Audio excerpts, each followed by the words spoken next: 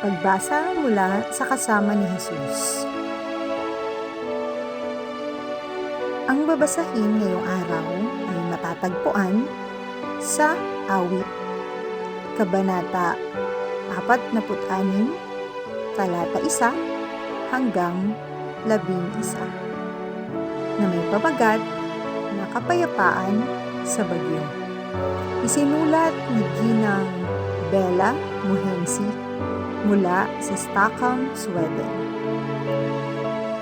Awit, Kabanata 46, talata 1 hanggang 11.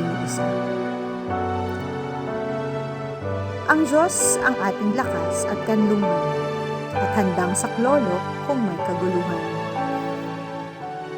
Tumatalsik ang mga patak ng ulan sa salamin habang nakaupo ako sa tabi ng bintana. Sinasalamin ng bagyo sa labas ang kaguluhang nararamdaman ko sa loob ko.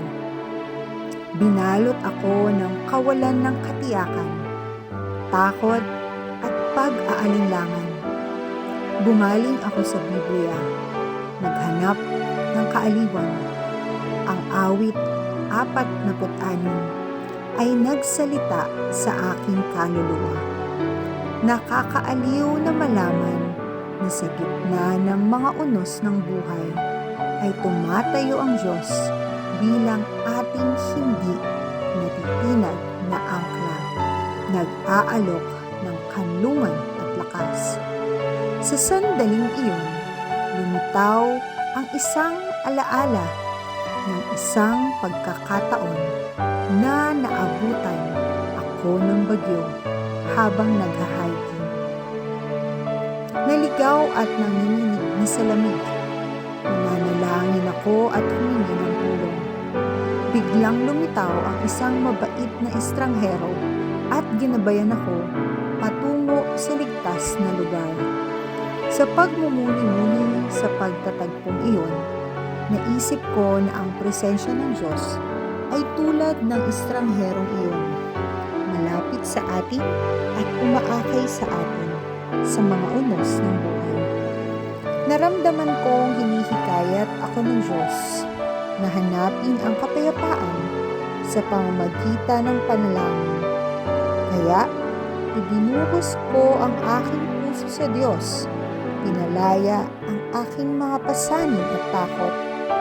Natuklasan ko na ang pakikipag-usap sa Diyos ay parang pakikipag-usap sa isang pinagkakatiwalaang kaibigan na nakikinig ng may habag at pangunawa. Isang kalmadong pakiramdam ang bumalot sa akin. Ang pangako ng Diyos na siya'y ating kanlungan at lakas ay isang malalim na katotohanan kung saan maaari nating iangkla sa ating buhay. Ngayon, kapag naririnig ko ang mga patak ng ulan, naaalala ko ang palagiang presensya ng Diyos.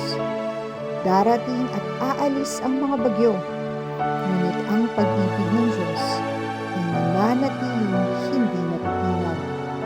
Kapag humingi tayo ng kanlungan sa Diyos sa panahon ng mga pagsubok sa buhay, makakatagpo tayo ng kapayapaan higit sa lahat ng pangunawa. Mahal na Diyos, salamat sa iyong pagmamahal at palagi mong pagsama sa amin.